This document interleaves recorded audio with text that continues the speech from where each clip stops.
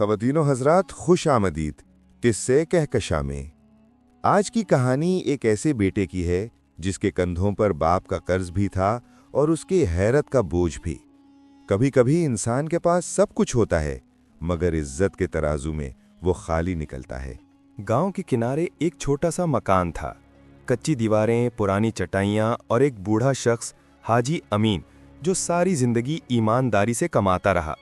उसके साथ उसका बेटा फराज रहता था, जो शहर में पढ़ा लिखा जवान था, मगर किस्मत ने उसे कभी अपने बाप जैसा सादा नहीं बनने दिया। हाजी अमीन ने जवानी में कई लोगों की मदद की थी। किसी के बेटे की शादी में पैसे दिए, किसी की फसल जल गई तो कर्ज माफ किया। मगर अब खुद बुढ़ापे में जब वक्त पलटा तो हालात ने उसके दरवाजे पर कर्ज का तौक लटका दिया। 2 लाख रुपए का कर्ज, जो उसने अपने गांव के ताजर कादिर खान से लिया था ताकि घर की छत गिरा न जाए। फराज शहर से आया तो बाप की हालत देखी। कपड़े मैले, दवाएं उधार और कर्ज खाहा रोज आकर दरवाजा खटखटाता। अब्बा, आपने इतना बड़ा कर्ज क्यों लिया?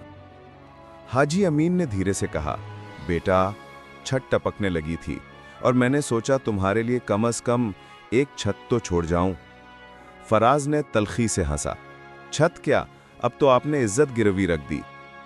शाम को जब कादिर खान आया, उसके साथ 2 आदमी और थे। वो ऊंची आवाज में कहने लगा कि हाजी साहब, 1 महीना हो गया, अब या पैसे दो या घर खाली करो। फराज का खून खौल उठा, मगर बाप ने नरमी से कहा, कादिर भाई, थोड़ा वक्त दे दो, मैं अपना वादा नहीं तोड़ूंगा।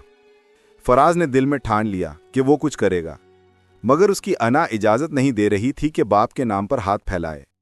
अगले दिन वो शहर गया नौकरी की तलाश में, मगर किस्मत जैसे रूठ गई थी। हर दफ्तर में जवाब मिला, सीट खाली नहीं। एक जगह उसे काम मिला, मगर शराइत ऐसी कि उसका ज़मीर चीख उठा। मालिक ने कहा, गोदाम में काम करो, बस हिसाब किताब ठीक रखना, बाकी हम कुछ इजाफी भी कमाएंगे, मगर ज़बानी। फराज समझ गया कि वो बेईमानी चाहते हैं। उसने साफ इनकार किया। रात को वो गांव लौटा तो बाप सहन में बैठा तस्बीह पढ़ रहा था। चिराग की रोशनी चेहरे पर गिर रही थी, आंखों में सुकून, मगर चेहरे पर फिक्र की लकीरें। फराज ने कहा, अब्बा, अगर मैं कुछ गलत करके ये कर्ज उतार दूं तो क्या होगा? हाजी अमीन ने सर उठाकर देखा और कहा, बेटा, कर्ज पैसों से नहीं उतरता, नीयत से उतरता है। अगर रिज़्क़ हराम का हुआ तो न कर्ज उतरेगा न गैरत बचेगी। ये जुमला फराज के दिल में तीर की तरह लगा। वो खामोश हो गया। मगर अगला दिन गांव में खबर फैली।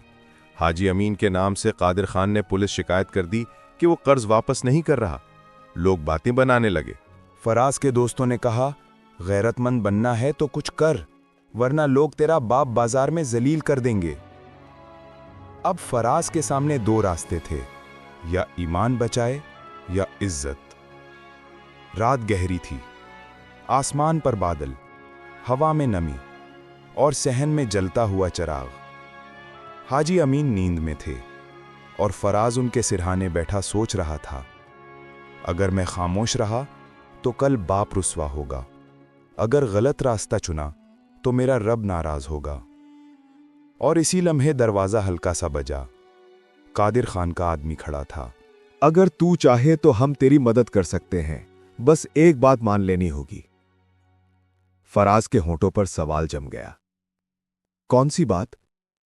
हमारे मालिक के लिए काम कर, थोड़े दिन के लिए कागजों में दस्तखत करने हैं, बाकी पैसा आसानी से निकल आएगा। फराज ने आसमान की तरफ देखा, बाप के सोए चेहरे पर नजर डाली और अंदर कुछ टूट गया। चिराग की लौ कांपने लगी, जैसे ईमान की आजमाइश का लम्हा आ पहुंचा हो। रात के अंधेरे में चिराग की लौ हल्की पड़ चुकी थी। आंगन में खामोशी थी, मगर फराज के दिल में तूफान भरपा था। बाहर दरवाजे पर खड़ा वो शख्स जो कादिर खान का आदमी था, जैसे शैतान का पैगाम लाया हो।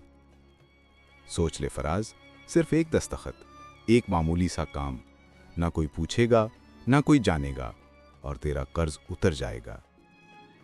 ये कहते ही वो आदमी चला गया, मगर फराज के दिमाग में वो जुमले जलने लगे जैसे आग पर तेल गिर जाए। फराज ने सारी रात जागकर गुजारी। कभी बाप के चेहरे को देखता, कभी रब के खौफ को याद करता। दिल कहता, अगर ये कर्ज ना उतरा तो लोग हंसेंगे, और ज़मीर कहता, अगर गलती की تو اللہ ناراض ہوگا۔ صبح کی اذان ہوئی تو حاجی امین اٹھے۔ فراز کے چہرے پر نیند نہ تھی، صرف فکر تھی۔ باپ نے مسکرا کر پوچھا، بیٹا رات بھر جاگتے رہے؟ فراز نے نظریں چرائیں۔ ہاں ابا، بس کچھ سوچ رہا تھا۔ حاجی امین نے ہاتھ اس کے سر پر رکھا۔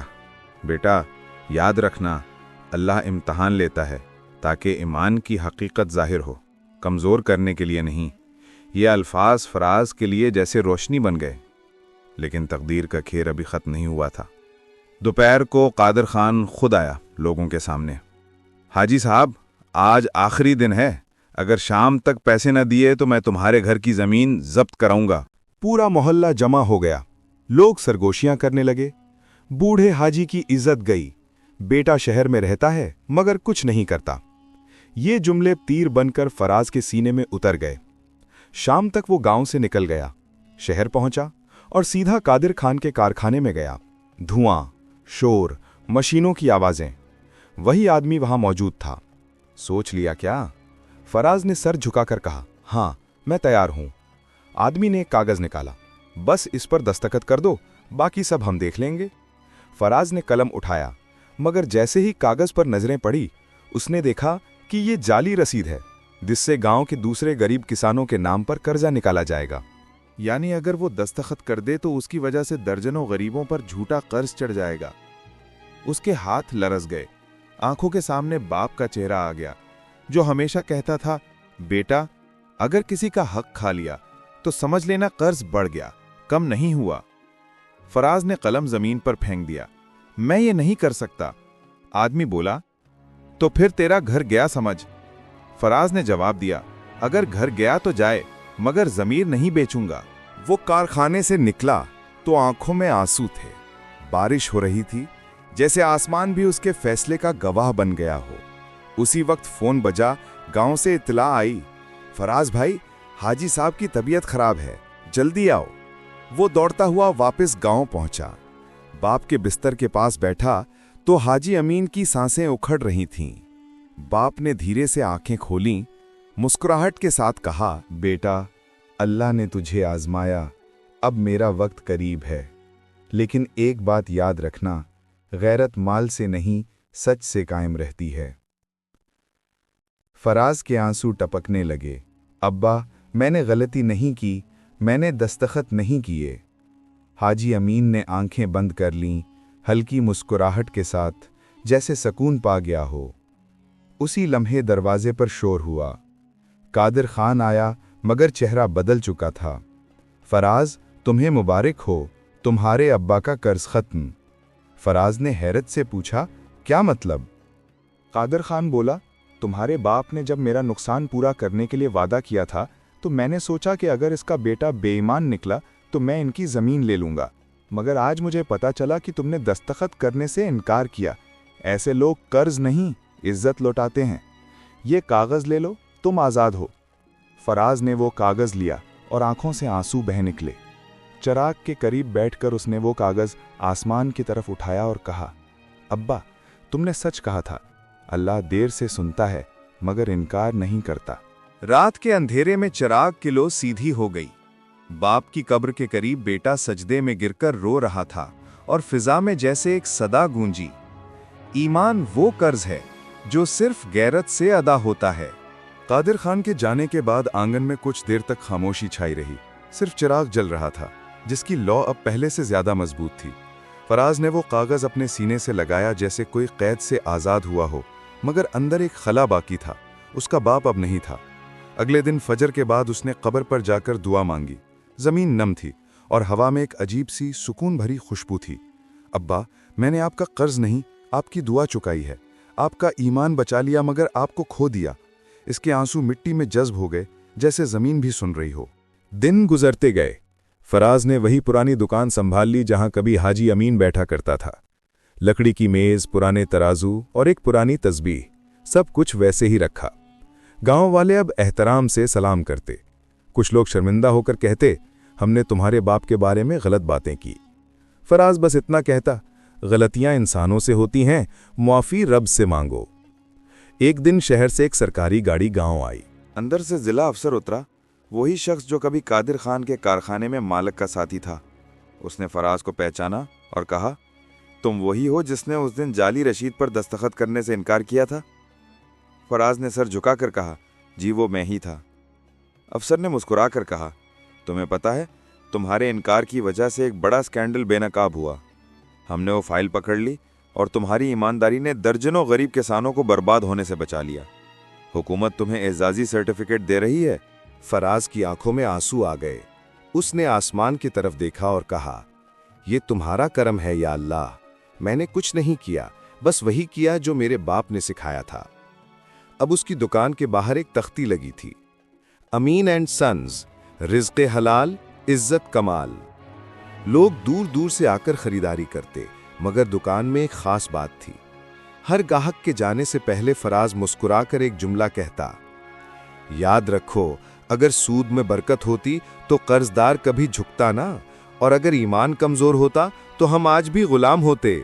وقت گزرتا گیا، گاؤں بدل گیا۔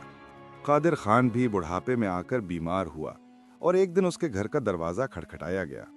دروازے پر فراز تھا، ہاتھ میں دوا اور کھانے کا تھرماس۔ قادر خان حیران رہ گیا۔